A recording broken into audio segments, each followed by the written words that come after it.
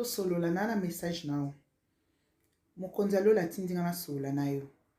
alobo ndenga longola mutu wana pembe na yo ayebi motema ya mutu wana